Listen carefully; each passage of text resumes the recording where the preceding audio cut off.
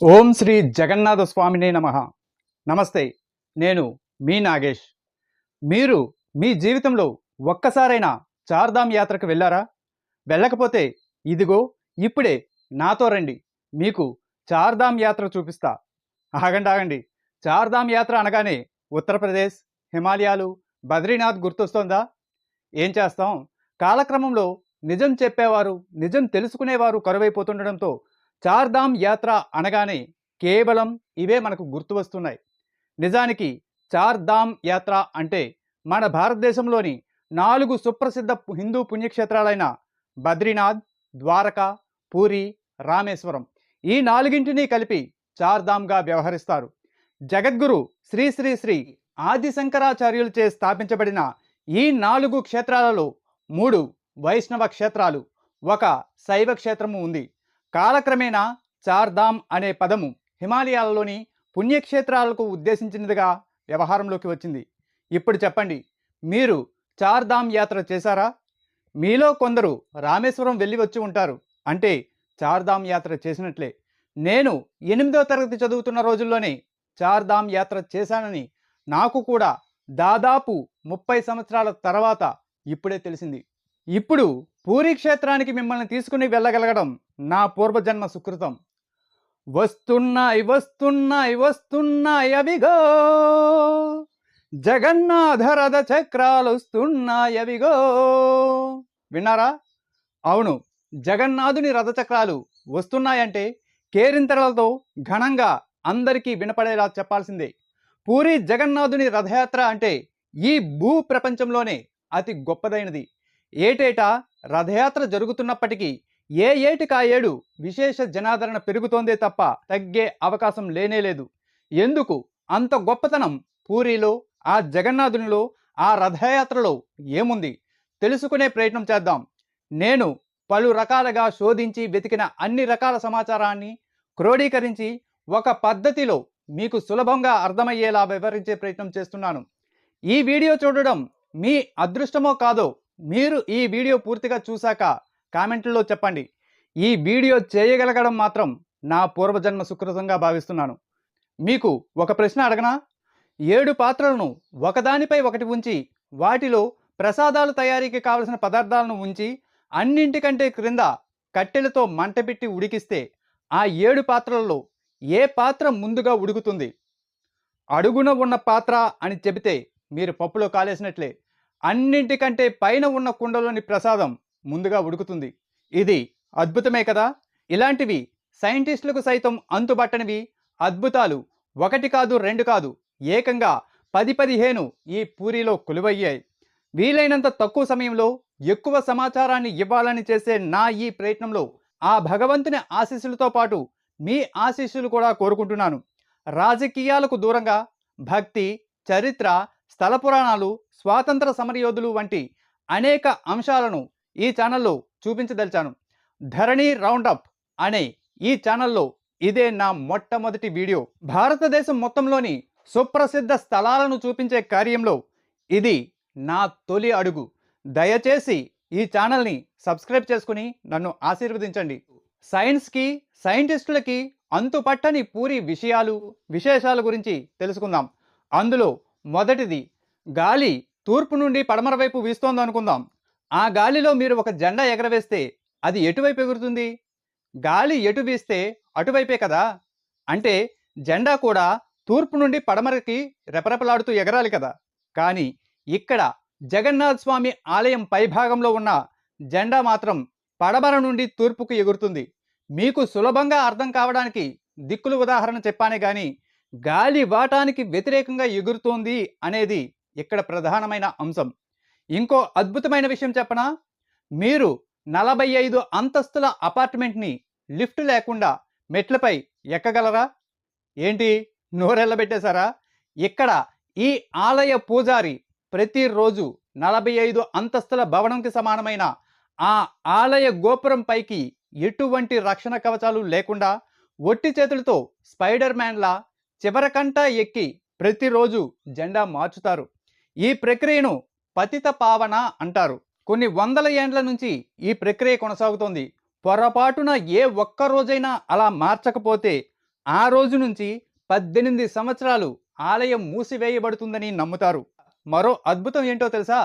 ఈ భూమిపైన నీడ ఏర్పడని వస్తువు ఏదైనా ఉంటుందా? ఇక్కడ అదే మహా అద్భుతం.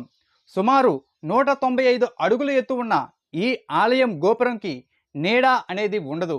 దీనిని ఏమందాం? సుమారు 1000 సంవత్సరాల క్రితమే పునర్నిర్మించిన మానవాళిలోని సైన్స్ అందామా? లేక భగవంతుడు ఆ జగన్నాథుని మహిమ అందామా? మరో అద్భుతం చెప్పుకుందామా? గోపురం పైన ఉన్న సుదర్శన ఆకృతిలోని చక్రం వీడియోలో చూడండి. ఈ చక్రంలో 2 గొప్పతనాలు ఉన్నాయి. అందులో మొదటిది గట్టి లోహంతో తయారు చేసిన దాని బరువు ఎంతో ఊహించగలరా? ఒక్కసారి గెస్ చేయండి.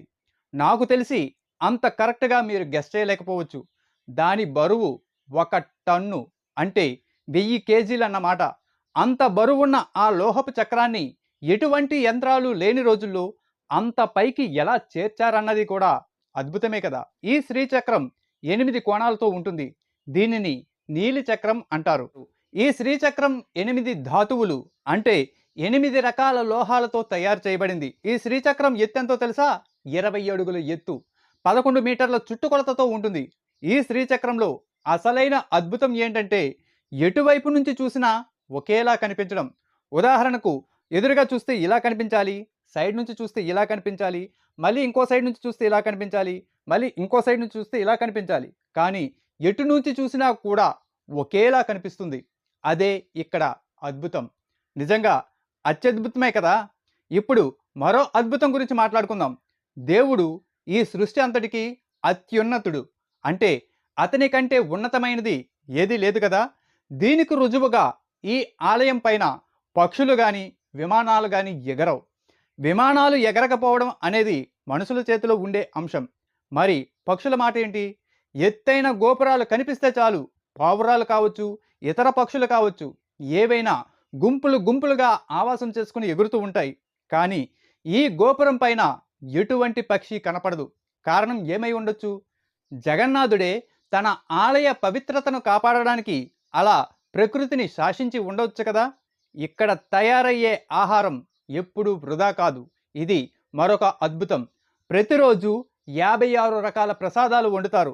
2000 మంది వచ్చినా, 2 లక్షల మంది వచ్చినా, ఎందరు వస్తారో ఎవరూ కరెక్ట్గా అంచనా వేయలేరు కదా. అలా ఎందరు వచ్చినా అందరికీ సరిగ్గా సరిపోతుంది ఇక్కడ వండిన ఆహార ప్రసాదం. ఏ రోజు కూడా మిగిలిపోవడం, వృధా చేయడం జరగదు. సాక్షాత్తు ఆ లక్ష్మీదేవియే ఇక్కడ వంటశాలను పర్యవేక్షణ చేస్తుందని అంటారు. మరి ఇది ఆ పరమదేవుడు జగన్నాథుని చిత్తం కాక ఇంకేంటి? లేదు, మనుషుల సమర్థవంతమైన నిర్వహణ అని అనగలమా? ప్రపంచంలోనే అతి పెద్ద వంటశాల ఇది. ఇక్కడ వంటవాళ్ళు ముక్కుకు నోటికి కలిపి గుడ్డ కట్టుకుని వండుతారు. అంటే వాసన కూడా చూడకుండా వండుతారన్నమాట. లక్ష్మీదేవికి వంట నచ్చకపోతే నీడ రూపంలో ఒక శునకం వంటశాలలోకి వస్తుందట. దాంతో వండిన వాటన్నింటినీ తీసేసి మళ్ళీ నైవేద్యాలని శుద్ధం చేస్తారు. మరో అద్భుతం చెప్పుకోవాలంటే సముద్ర అలల ఘోష. ఈ సముద్ర అలల ఘోష ఆలయం సింహద్వారం లోపలికి అడుగు పెట్టగానే వినిపించకుండా పోతుంది. అలాగే ఆలయంలోంచి బయటకు వచ్చేటప్పుడు సింహద్వారం బయట అడుగు పెట్టగానే వినిపిస్తుంది. ఇది మాత్రం జగన్నాథుని మహిమ కాదంట, మరేంటి? సుభద్రమాత సంకల్పం అంట. ఆమె ప్రశాంతతను కోరుకోవడం వల్లనే అలా జరుగుతుందని నమ్ముతారు. ఇప్పటికే చాలా అద్భుతాలు చెప్పాను కదా, అయినా తరగని ఇంకా అద్భుతాలు ఉన్నాయి. మరో అద్భుతం సముద్రం నుంచి వీచే గాలి. సముద్రపు ఒడ్డున ఉన్న ఏ నగరమైనా వెళ్ళి గమనించండి. పగలు సముద్రం నుంచి భూమి మీదకి గాలి వీస్తుంది, రాత్రి సమయంలో భూమి నుంచి సముద్రం వైపు గాలి వీస్తుంది. ఇది ప్రకృతి సహజం. కానీ పూరిలో అలా కాదు, దీనికి పూర్తి విరుద్ధంగా జరుగుతోంది. అంటే పగలు భూమి నుంచి సముద్రం వైపు, రాత్రి సముద్రం నుంచి భూమి వైపు గాలి వీస్తుందన్నమాట.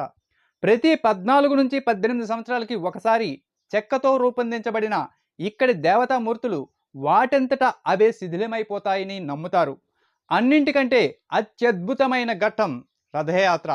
ప్రతి ఏటా ఆషాఢ శుద్ధ విధియ నాడు, అంటే ఆషాఢ మాసంలో శుక్లపక్షంలో 2వ రోజు ఈ రథయాత్ర జరుగుతుంది.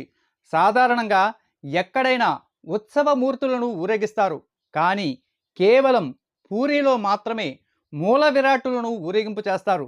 3 అతి పెద్ద రథాలను కొన్ని వేల మంది సమక్షంలో దేవతామూర్తులను మౌసీమా ఆలయాన్ని వేరు చేసే నది వరకు తీసుకుని వెళ్తారు.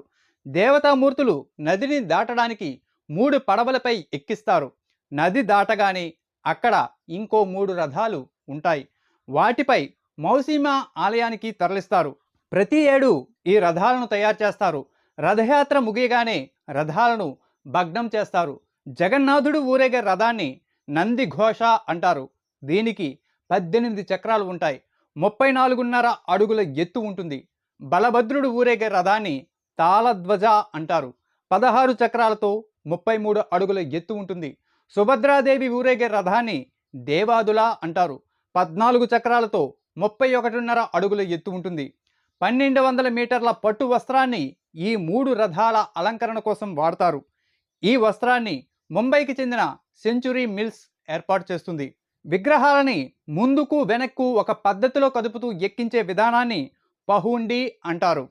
ఈ రథయాత్ర జగన్నాథ్ ఘోషయాత్రగా పిలుస్తారు. స్వామివారు ప్రధానాలయం నుంచి గుండీచా వరకు రథంలో చేరుకుని అక్కడ 9 రోజులు ఉంటారు. ఈ 9 రోజులు జగన్నాథుని ప్రధాన ఆలయం మూల విరాట్టు లేకుండా శూన్యంగా ఉంటుంది. రథాల తయారీ కోసం నారాయణపూర్లో నివసించే 1000 కుటుంబాలు అదే పనిగా జీవిస్తాయి. అంటే ఆ రథాలను రూపుదిద్దడం, అలంకరించడం, లాగటం వంటివన్నీ వారే చూస్తారన్నమాట. ప్రతి 12 సంవత్సరాలకి ఒకసారి విశేష పూజలు జరిపి మూల విరాటులని కోయిల్ వైకుంఠం అనే చోట ఖననం చేస్తారు. తర్వాత కొత్త మూల విరాటులని ప్రతిష్ఠిస్తారు. ప్రతిరోజు రోజుకు 6 సార్లు చొప్పున 56 రకాల ప్రసాదాలు నైవేద్యంగా సమర్పిస్తారు. అంత ఆహారాన్ని తిన్న స్వామివార్లకు అనారోగ్యం వస్తుందని భావించి రథయాత్ర ప్రారంభమైన రోజు నుంచి చివరి వరకు ప్రసాదాలు కాకుండా మూలికలను నైవేద్యంగా పెడతారు. ఈ విలక్షణ తత్వం జగన్నాథుని సన్నిధిలో తప్ప ఇంకెక్కడా కనపడదు. ప్రతి ఏటా మే జూన్ నెలలో పౌర్ణమి రోజున స్నాన పూర్ణిమ ఉత్సవాలు వైభవంగా జరుపుకుంటారు. మదన మోహనుని ఆలయం నుండి జగన్నాథుడు, బలభద్ర, సుభద్ర, సుదర్శనుల మూర్తులను బయటకు తీసుకొచ్చి మేఘనాద ప్రచేరి ఉత్తర దిశయందు గల స్నాన వేదికల మీద ఆసీనులు కావించి పూరి రాజులు స్వామివారులకు దంతధావనంతో పాటు దేవాలయం ఉత్తర ద్వారం సమీపంలోని నూతి నుండి 108 కడవలతో తెచ్చిన పవిత్ర జలాలతో స్నానాలు చేయిస్తారు. ఇది కూడా మహా ఉత్సవంగా జరుగుతుంది. సరే, అసలు ఇంతకీ ఎవరి జగన్నాథుడు అంటే సాక్షాత్తు శ్రీ విష్ణుమూర్తియే ఈ జగన్నాథునిగా కొలువయ్యాడు. 37,000 చదరపు మీటర్ల వైశాల్యంతో ఉంటుంది ఈ ఆలయం. ప్రహరీ ఎత్తు 6.1 మీటర్లు. ఈ ప్రహరీని మేఘానంద పచేరి అంటారు. ప్రధాన ఆలయం చుట్టూ ఉన్న ప్రహరీని కుర్మభేడ అంటారు. గుడిని పూర్తిగా ఈ ఆలయం ఆవరణలో 120 వరకు చిన్న చిన్న ఆలయాలు ఉన్నాయి. సాధారణంగా రాతితో కానీ లోహాలతో కానీ తయారైన మూల విరాట్లు ఎక్కడైనా ఉంటాయి. కానీ ఇక్కడ మాత్రం కలపతో తయారు చేయబడిన మూల విరాట్లు దర్శనమిస్తాయి. ప్రతి 12 సంవత్సరాలకి ఒకసారి మూల విరాట్టును కొత్తగా తయారు చేస్తారు. ఏ ఆలయంలోనైనా దేవుడు తన భార్యతో కొలువై ఉంటాడు. కానీ ఇక్కడ ఈ ఆలయంలో జగన్నాథుడు సోదరుడు బలభద్రుడు, సోదరి సుభద్రలతో కొలువై ఉంటాడు. బలభద్ర స్వామిని చోక్కడోల, చోక్కనైన, చోక్క అక్కి అని పిలుస్తారు. దారు బ్రహ్మం అని రకరకాలుగా పిలుస్తారు. చరిత్ర ప్రకారం ఈ జగన్నాథుడు గిరిజనుల దేవుడుగా కొలవబడ్డాడు. 12వ శతాబ్దంలో అనంతవర్మన్ చోళగంగ దేవుడు ఈ ఆలయాన్ని పునర్నిర్మించాడని శాసనాల ద్వారా తెలుస్తోంది. ఆయన పాలనా కాలంలో విమాన గోపురం, జగన్మోహన మందిరాలను మాత్రమే నిర్మించారట. తర్వాత 1174 సంవత్సరంలో అనంగ భీమదేవుడు ఈ ఆలయాన్ని అభివృద్ధి చేశాడు. ద్వాపర యుగంలో ఇంద్రద్యుమ్న మహారాజు తపస్సు చేస్తే ఆ తపస్సుకు మెచ్చిన విష్ణువు పూరి సమీపంలోని సముద్రంలో తేలియాడుతూ వచ్చే కలప దొంగ నుంచి దేవతామూర్తులను తయారు చేయమని చెప్పాడట. అందుకు సిద్ధమైన ఇంద్రద్యుమ్నుడికి అసలు దేవతామూర్తుల రూపం ఎలా ఉండాలన్నది అంతు చిక్కలేదట. ఎందరో వడ్రంగులను సంప్రదించినా వారి శక్తి సామర్థ్యాలు, ఆలోచనలు సరిపోకపోవడం, వారి పనిముట్లు మొద్దుబారిపోతుండడం వంటివి జరిగి అసలు విగ్రహాల తయారీ వీలు కాలేదట. దాంతో విగ్రహాల తయారీ కోసం పరితపిస్తూ అదే చింతతో ఉన్న ఇంద్రద్యుమ్నుడికి ఒక ముసలివాడు వచ్చి తానే ఆ దేవతామూర్తులను తయారు చేస్తానని, తనకు ప్రత్యేకమైన గదిలో వేసి తాళం వేసి ఉంచాలని, పని పూర్తయ్యేంత వరకు పచ్చి మంచినీళ్ళు కూడా ముట్టనని, పని పూర్తయ్యేంత వరకు ఎవరు తలుపులు తెరవరాదని షరతులు పెట్టాడంట. రాజు అందుకు సమ్మతించి ఆ కలపతో అతనిని ఒక గదిలో ఉంచి తాళం వేశాడంట. కొన్ని రోజుల వరకు పని చురుకుగా సాగుతున్న శబ్దాలు వినిపించాయట. కానీ కొన్ని రోజుల తర్వాత ఎటువంటి శబ్దం రాకుండా నిశ్శబ్దంగా ఉండిపోయిందట. ఆ వృద్ధుడు ఆకలితో మరణించి ఉంటారని భావించిన మహారాణి తలుపులు తెరవమని ఒత్తిడి చేసిందంట. ఆ ఇంద్రద్యుమ్నుడు తలుపులు తెరవగానే నిష్ఠతో విగ్రహాలు తయారు చేస్తున్న ఆ వృద్ధ శిల్పి అదృశ్యమైపోయాడంట. అంటే సాక్షాత్తు ఆ మహావిష్ణువే స్వయంగా వచ్చి శిల్పాలు చెక్కాడని ఆ మహారాజు గ్రహించాడు. కాకపోతే దేవతామూర్తులు అసంపూర్తిగా ఉండిపోయాయి.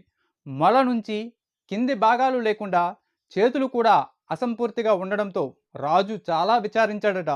తదుపరి జగన్నాథుడే కలలో కనిపించి తనను అలాగే ప్రతిష్ఠించి పూజలు నిర్వహించమని చెప్పాడంట.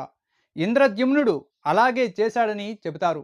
నాటి నుండి గర్భాలయంలోని రత్నభేడి పీఠంపై జగన్నాథుడు, బలభద్రుడు, సుభద్రలు అలాగే పూజలందుకుంటున్నారు. సుదర్శన చక్రం, మదన్ మోహన్, శ్రీదేవి, విశ్వదాత్రి కూడా పూజలందుకుంటున్నారు. ఈ ముగ్గురితో పాటు అనేక దేవతామూర్తులు ఇక్కడ కొలువై ఉన్నారు. కాలాలకు అనుగుణంగా రకరకాల ఆభరణాలు, వస్త్రాలతో ఈ దేవతామూర్తులను అలంకరణ చేస్తుంటారు. శైవం, వైష్ణవం, శాక్తేయ సాంప్రదాయాలకు ఆలయంలో విష్ణువుతో పాటు శివుడు, అమ్మవారు కొలువై ఉంటారు. జైన, బౌద్ధ ఆచారాలు కూడా ఇక్కడ కనిపిస్తాయి. ఇక్కడ ఉన్న ఆలయాల్లో విమల ఆలయాన్ని శక్తిపీఠంగా పూజిస్తారు. శిల్పకళా రీతులు అబ్బురపరిచే విధంగా ఉంటాయి. సింహద్వారం, హాతీద్వారం, వ్యాఘ్రద్వారం, అశ్వద్వారం అని 4 ద్వారాలు ఉన్నాయి. ఇందులో సింహద్వారం ప్రధానమైనది. సింహద్వారం ఎదురుగా అరుణ స్తంభం 16 ముఖాలతో ఉంటుంది. సూర్య భగవానుడి రథాన్ని నడిపే అరుణ విగ్రహం ఇక్కడ ఉంటుంది. పరమ పవిత్రమైన ఈ పూరీ క్షేత్రంతో రామానుజాచార్యులు, మధ్వాచార్యులు, నింబారకాచార్యులు, వల్లభాచార్యులు, రామానందులకు విడదీరాని అనుబంధం ఉంది. ఆది శంకరాచార్యులు ఇక్కడ గోవర్ధన మఠాన్ని ఏర్పాటు చేశారు. గౌఢీయ వైష్ణవ సృష్టికర్త మహాప్రభు ఇక్కడ జగన్నాథుని వీరభక్తునిగా మారిపోయి ఇక్కడే ఉండిపోయారు.